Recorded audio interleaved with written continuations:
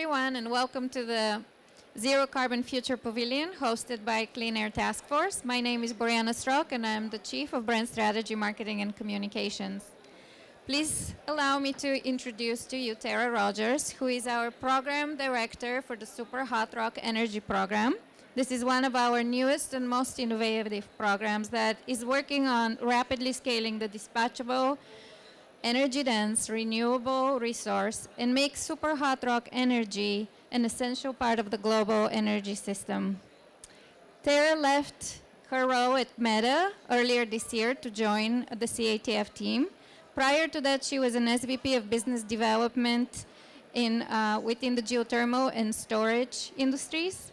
She comes to us with 20 years of experience designing, building, and financing renewable energy facilities, and brings an industry-forward perspective, thought leadership, and a lot of business acumen to the CATF team. She holds a degree in chemical engineering from the Colorado School of Mines and an MBA from Harvard Business School. Please allow me to welcome Terra Rogers.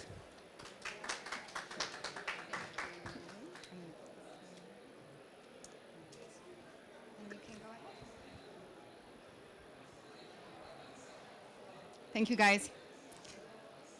Do you remember these images? I do. I think they are burned into my memory. I can actually remember the day in which this war almost made sense to me. I was 11. My mother dropped me off at school very early. And when I was the first to the classroom, I found my teacher, Mr. P, at the front of the room with his head in his hands. He was crying. And when I asked why, he explained his son had just enlisted. He would be going to the Gulf War shortly. And in the candor that only a child can pull, I asked, why were we at war? Why were we at war? And to his credit, Mr. P explained it in a way that an 11-year-old could understand. He started with an understanding about our society's insatiable appetite for energy, nearly doubling every 10 years. He then explained that this energy, it not only heats our homes, propels our cars, but it keeps our wages strong and our economy healthy, and that there are some countries that have these fuels and resources and some that don't. And inherently, there will be tension, and sometimes they're worth fighting for. This conversation fundamentally changed me. I refused to believe that we have to trade and risk our children to propel our cars. There had to be another way. Simultaneously, 5,000 miles away, a scrappy small team of advocates and scientists, the Clean Air Task Force, placed their laser focus on removing or reducing emissions from coal-fired power plants. In doing so, also refusing to accept another impossible decision between health and energy. And today they are credited with having mitigated over 1 million tons of pollution, but maybe more importantly, for saving thousands of lives of those that live and breathe near these power plants. Over the last 2 decades, Clean Air Task Force has continued to bring scientists, engineers, and advocates into the fold, and the Superhot Rock team is one of the newest to join. Of course, that is what brings me to this stage today, but also that conversation with Mr. P, because it is that conversation that pushed me through a very hard-won chemical engineering degree, but also through 20 spectacular years in the renewable energy industry, and the passion that I have for this topic today. This solution that we're going to talk about today. Superhot rock energy is nearly invisible in the decarbonization debate today, despite its unparalleled potential. Potential to shift the market, the potential for us to actually meet our climate goals, and of course also the potential to soften some of the geopolitical tensions today. Over the next 15 minutes, I'm going to explain A, how it works, what it is, B, why is it so unique, C, where are we really today, and D, how can we or what can we do to push it along. So this is by far my favorite part of the discussion because I get to describe why it works and in doing so, hopefully convince you of why it is so powerful. I'm going to start at the top here. This process, we inject, pump water 5 to 15 kilometers below the Earth's surface. At this space, it will move through fractures or drilled conduit, and in doing so, absorb the heat from the rock around it. Now, this heat is actually a byproduct of something happening much, much, much deeper below, radioactive decay. And in this light, you can see this geothermal as a distant and safe cousin to nuclear, where the reactor, its products, and its fuels all stay safely tucked in the core of the Earth. And geothermal simply picks up the heat hundreds of miles away, closer to the surface. Once it gets to, can you go back? It's okay. This moment is also within the point of picking up the heat. When we commit to 400 degrees Celsius, that is also committing to deeper, but it's also the secret sauce of pushing this water not only to steam, but to the next phase, supercritical.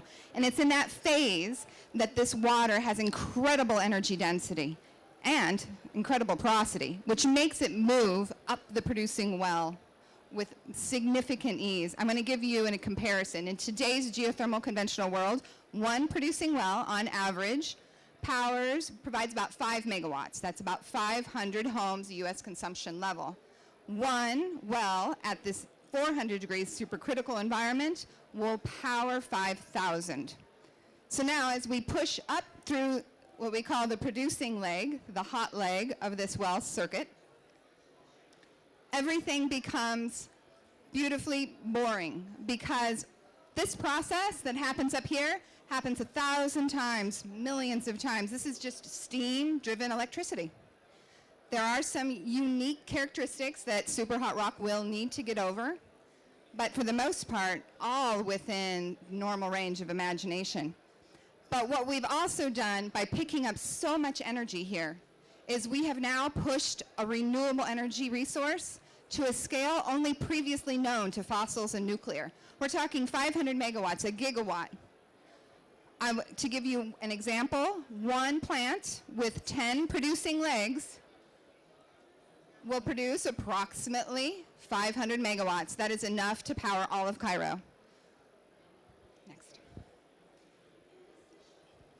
Now, excuse me, we get to the point where I describe why this is so important. What makes this energy so peculiar, so unique? I call this the energy trifecta. Don't Google it. It's catching though. And across this, we're going to start with, is it renewable? Next, we're going to move to, is it possible anywhere? AKA globally scalable. And finally, is it cost competitive? Go ahead. Starting with the renewable. At a conference like this, the word renewable is a loaded word. It can mean a lot of things. It's often used synonymously with climate friendly. It's also often used to say low to no emissions. But when I hear renewable, I hear no contract. I hear no fuel source. I hear no supply chain complications. I hear no volatility due to speculation of the futures.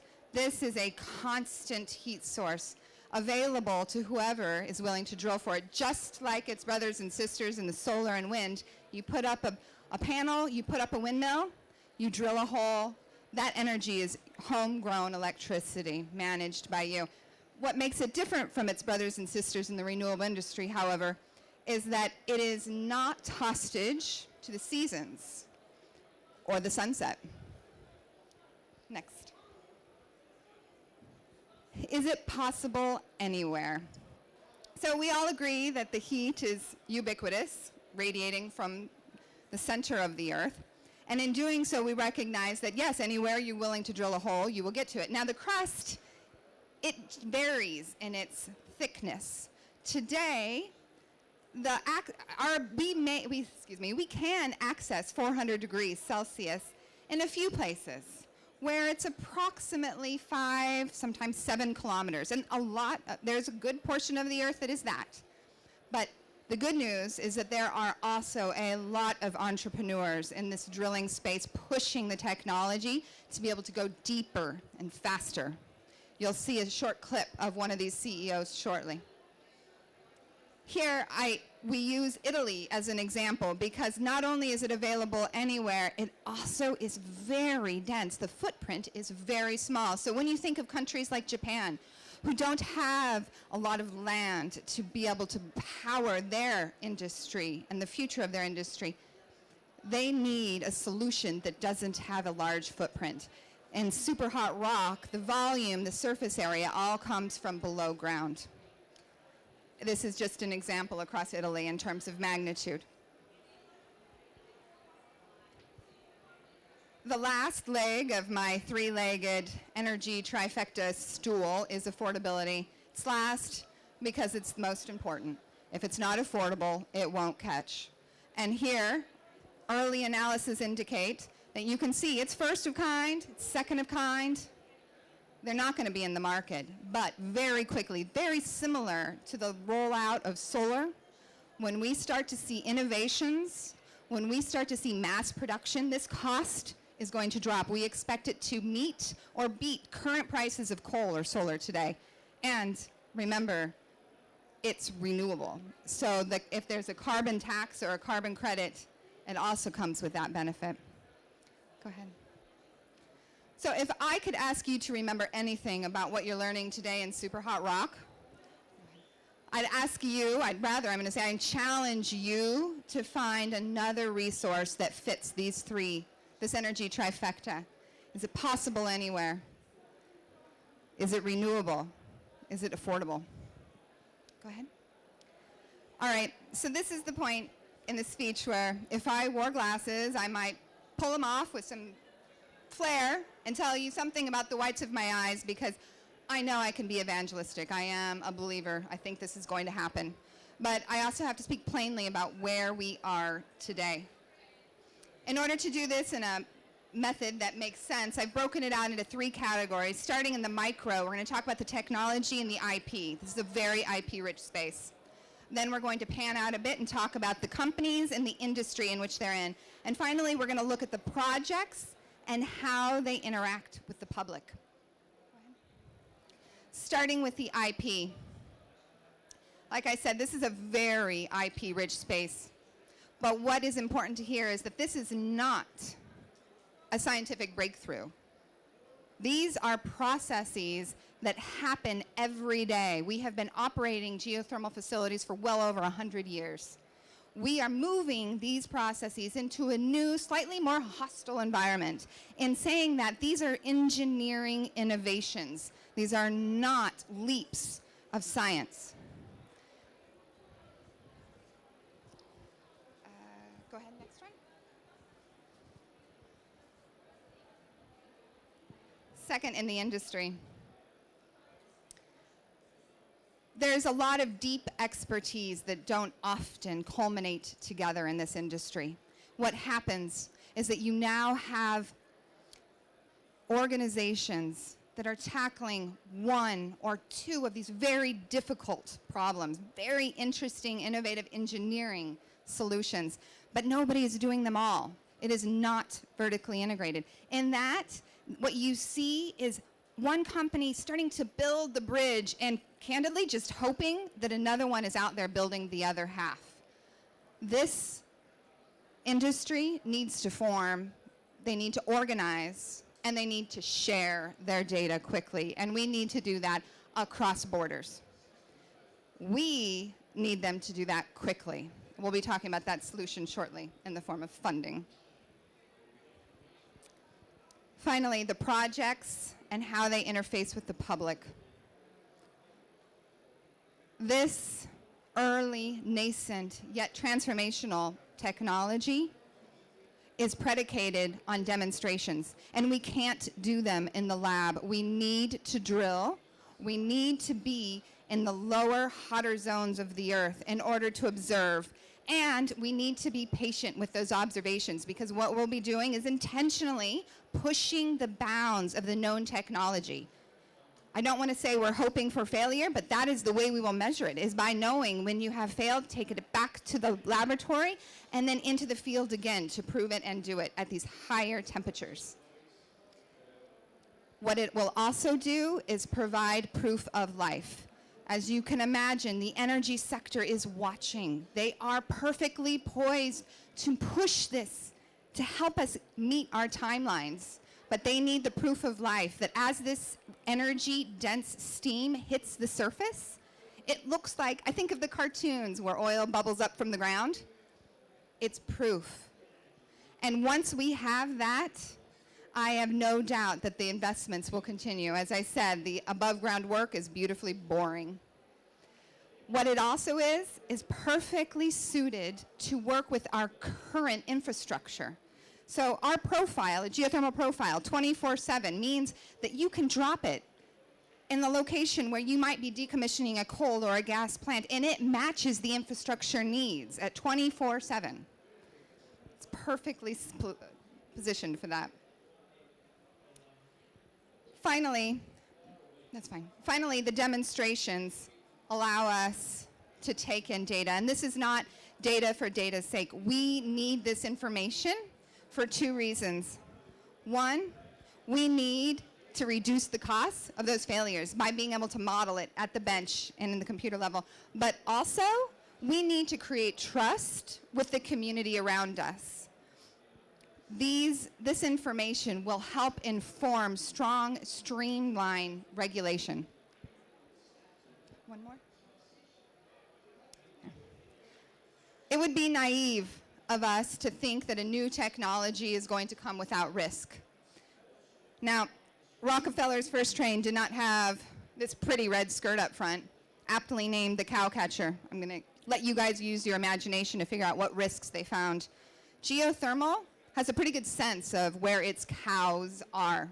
We've been operating for 100 years. We have been operating at 400 degrees Celsius for over 40. We know where they are, but we need this research, demonstrations in the field, so that we can create a regulatory structure that does two things. It allows our industry to go into field and produce their first-of-kind facilities with safeguards. But arguably more important, it also keeps ourselves, protects us from ourselves, and when we stifle innovation out of fear. We need to know the rock. Go ahead. Just this last week, CATF's Superhot Rock team unveiled this map. You're welcome to play around on it, but what you'll see here are the various wells and projects that have met that 400 degrees Celsius. And it's growing. I expect to see at least 3 more in the next year. I hope that this map provides you some comfort that momentum is started. We're rolling here, but we need further investment.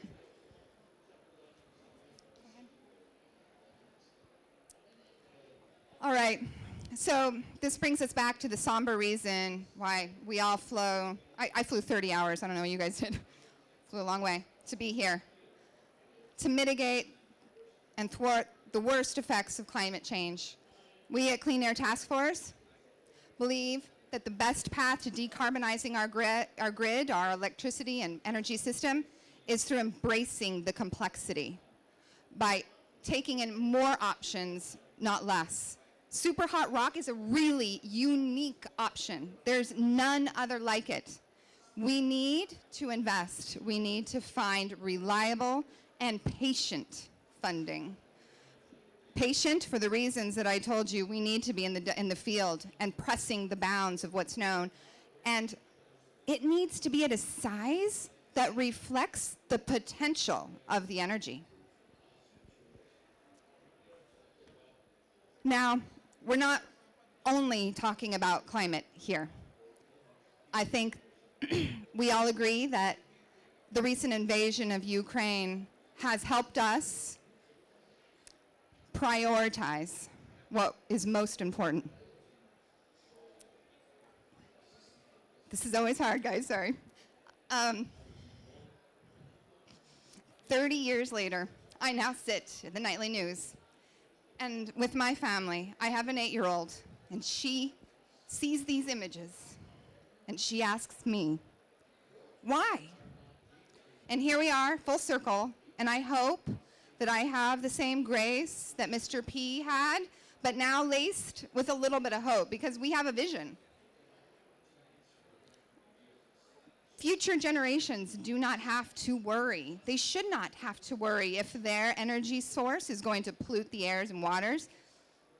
They shouldn't have to worry if they can afford it. Superhot rock is a very potent quiver in our arrow in our quiver. It needs investment.